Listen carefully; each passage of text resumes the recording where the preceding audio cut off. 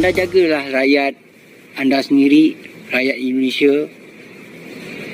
Kalau anda nak merasai macam mana rakyat Malaysia rasa dengan kebahagiaan, dengan harta, dengan kekayaan, hidup kami di Malaysia, khususnya di negeri Johor, bahagia.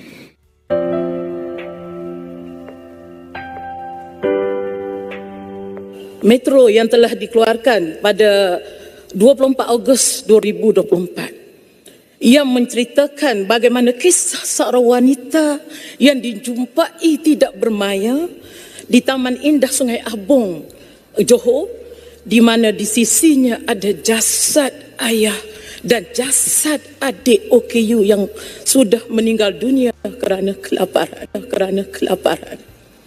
Apakah ingin kita lihat dalam negara kita ini ramai lagi rakyat Malaysia yang mati kelaparan?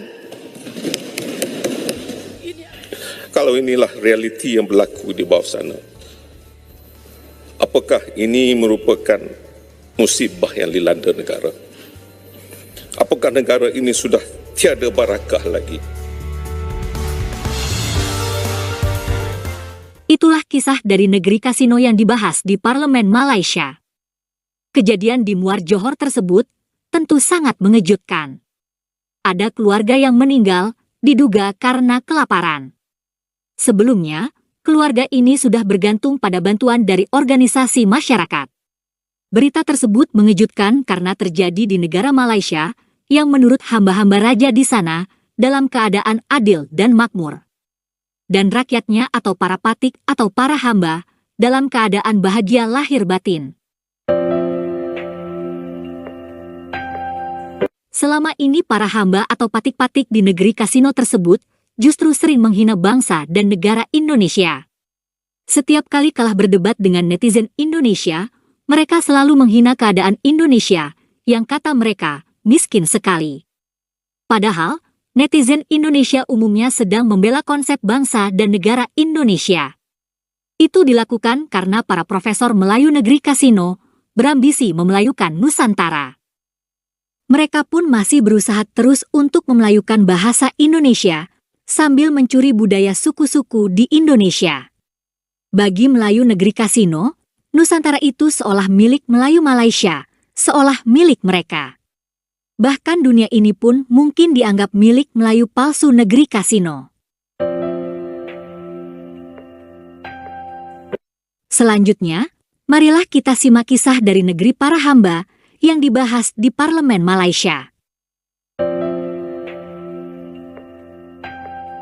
Tetapi realiti di bawah, ramai daripada keluarga-keluarga yang terhimpit dalam masalah kos sara hidup. Setiap kali belanjawan dibentang, tuan betul, rakyat mengharapkan kos sara hidup yang rendah, pekerjaan dan peluang ekonomi, kesihatan dan pendidikan yang berkualiti, perumahan mampu milik, jaminan sosial yang kuat dan kemudahan infrastruktur yang lebih baik. Rakyat mahu melihat pengekalan atau peningkatan subsidi ke atas barangan asas seperti beras, tepung dan bahan api bagi meringankan kos harian. Rakyat mahukan program bantuan tunai diperluaskan kepada semua mereka yang memerlukan. Dengarlah suara rakyat, dengarlah rintihan rakyat. Jangan jadi kerajaan yang dipanggil orang sebagai kerajaan lembu kunyang.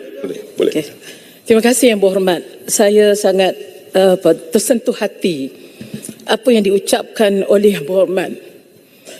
Saya sebagai ibu yang berada di kawasan pendalaman yang setiap hari melihat realiti hidup rakyat. Dan apa yang disebut oleh Yang Berhormat ini sebenarnya itu yang berlaku di bawah. Walaupun kerajaan berbangga dengan angka inflasi 1.9%, sebenarnya rakyat tidak merasai.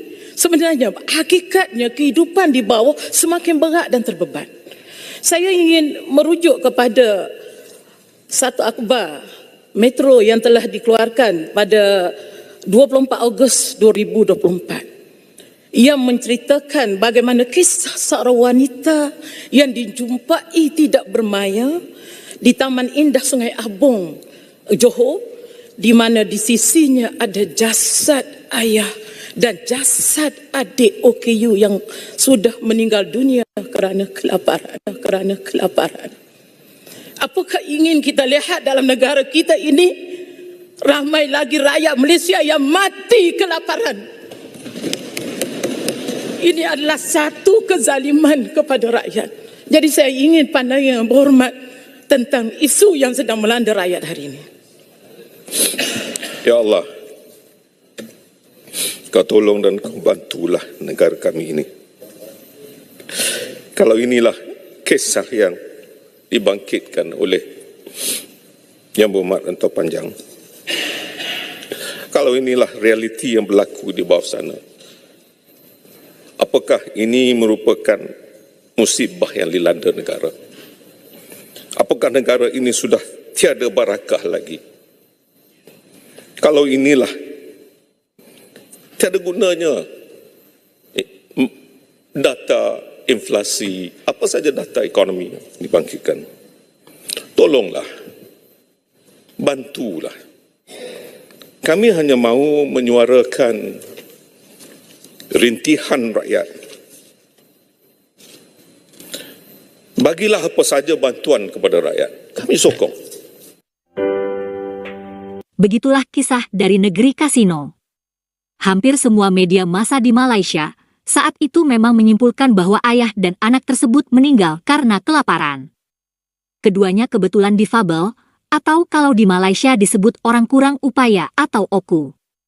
Apalagi, ada satu anak perempuannya yang selamat, dalam keadaan yang lemas karena kurang makan.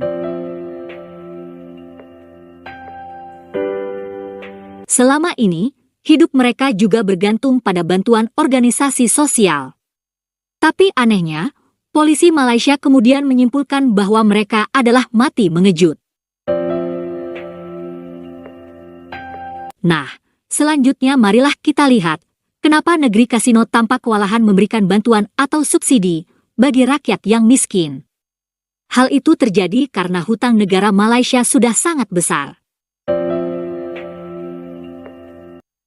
Perbelanjaan pembangunan tetap sama pada kadar 86 bilion, sama seperti 2024 atau ketimbang 2024. Sebaliknya, kerajaan banyak berbelanja untuk hutang di mana lebih banyak wang diperuntukkan untuk membayar faedah, iaitu berjumlah 55 bilion ringgit berbanding subsidi dan bantuan sosial bernilai 53 bilion ringgit.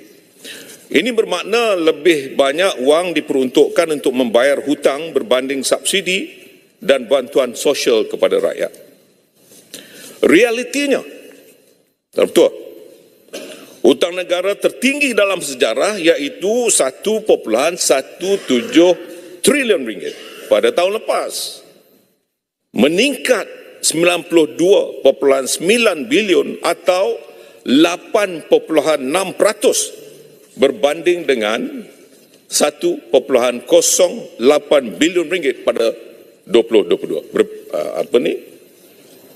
Ketimbang 2022. Saya tak reti bahasa tu. Hutang negara berbanding KDNK sudah mencapai 64.3% pada tahun 2023 berbanding hanya 60.2% pada tahun 2022.